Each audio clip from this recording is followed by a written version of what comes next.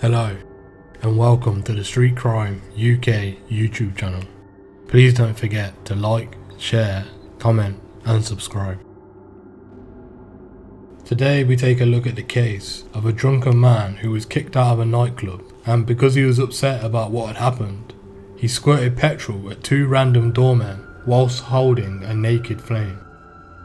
The bouncers had asked Joseph Gibson to leave the city centre bar that he was partying in, which was called Bar 54, in Liverpool in the early hours of the morning. Mr Gibson, who was 30 years old, had walked all the way to the BP garage in Toxteth, where he filled up a plastic bottle with petrol.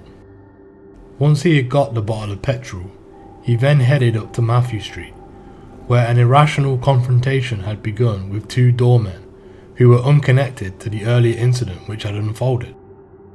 The judge, Stuart Driver QC, described Mr Gibson as a danger to the public after watching the CCTV footage of his very troubling behaviour. However, the Crown Prosecution Service offered no evidence on these charges when he was at court. This resulted in Mr Gibson receiving not guilty verdicts after he admitted the lesser offence of an affray.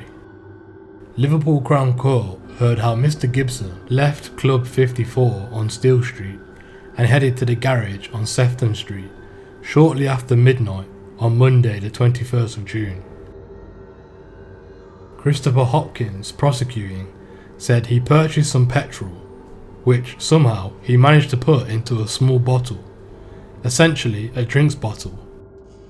The court was told how Mr Gibson then went on to North John Street, where he stood on the corner of Mathew Street at around 1:15 AM.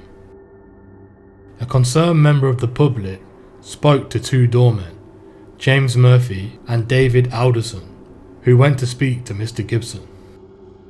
Mr Hopkins, who was prosecuting, said, "The defendant was seen on CCTV.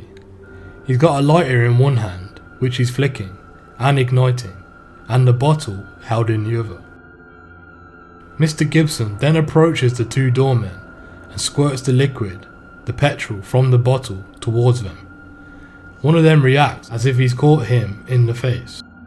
The court heard how Mr Gibson also appeared to squirt some petrol on the ground by a car when he could be seen to kneel down as if he was attempting to light it. Mr Hopkins said, "It falls short of attempting to do the act, but it is threatening them with petrol and with a lighter in his hand." Judge Stuart Driver QC said this was in a different part of the city centre than the nightclub he was thrown out of.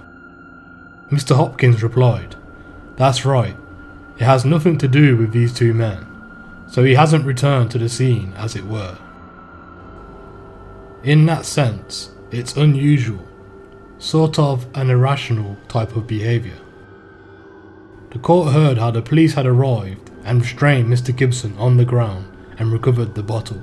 Mr Gibson of Gresham Street, Fairfield, has 26 previous convictions for 54 offences, including assaults, drug dealing, drug possession, criminal damage and threatening behaviour. Mr Hopkins said he received a lengthy prison sentence for drug dealing in 2013, and in March of 2019 he was convicted of 2 assaults on police officers.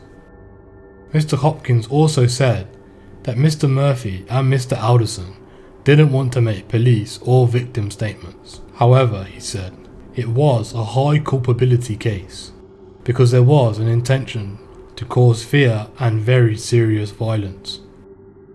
Judge Driver agreed with this and said there were 2 troubling features to the case. He said, although Mr Gibson was drunk, it was a planned attack. He had had a dispute with some doormen, walked some distance, brought a bottle, filled it with petrol, and took it back and confronted some other doormen. The second is how dangerous it was. I imagine the prosecution would say the potential for grave harm was most definitely there. Mr Hopkins said, of course, he could have easily set them on fire. Judge Driver added, or he could have damaged the car that was very nearby. Ken Heckle, who was defending Mr Gibson, said he is very remorseful and accepted how serious it was, but he disputed that he had confronted the doorman. Mr Heckle said he's confronted by people, and then there is a confrontation. He hasn't made the first move in North John Street, so to speak. Judge Driver, however, interjected. Well, he has made the first move. He has gone and filled a bottle up with petrol.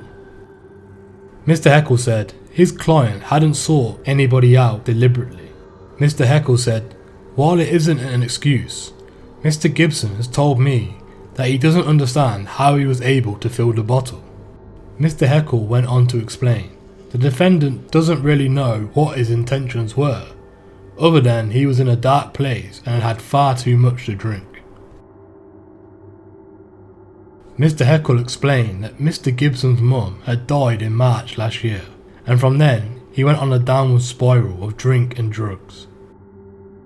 Mr Heckle said that Mr Gibson had declined bereavement counselling because he didn't like talking to strangers, and for the same reason didn't necessarily want professional help for drug taking, although he had quit alcohol.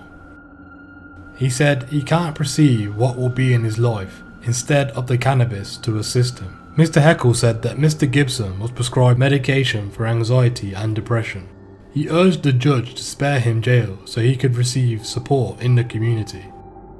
Judge Driver told Mr Gibson that there were 3 bad, aggravating features: the planning, the danger, and his criminal record. The judge said, you had a dispute with some doormen in the city centre. Although you were drunk, you walked to the petrol station, bought a bottle of drink, emptied it and filled it with petrol, which you then took back to the city centre and confronted 2 different doormen.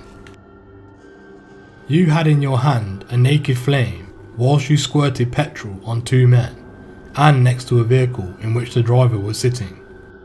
Because of all these factors, Judge Driver decided to jail Mr Gibson for 12 months, telling Mr Gibson the sentence cannot be suspended because you are a danger to the public.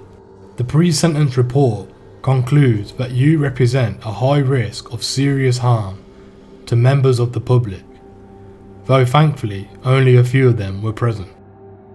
What are your opinions on the crimes committed by Mr Gibson? Do you believe 12 months was the right sentence to give him? Or do you believe he should have got much longer? What are your opinions on Mr Gibson asking for a community sentence? Do you think the judge should have granted him a community sentence? Please let us know what you think in the comments below. Thank you for joining us today. If you enjoyed the content, please don't forget to like and share. And if you're new to the channel and you want to see more Street Crime UK content, please don't forget to subscribe and hit that bell button so you can join us on the next video. Thank you for joining us today, and until next time, stay safe.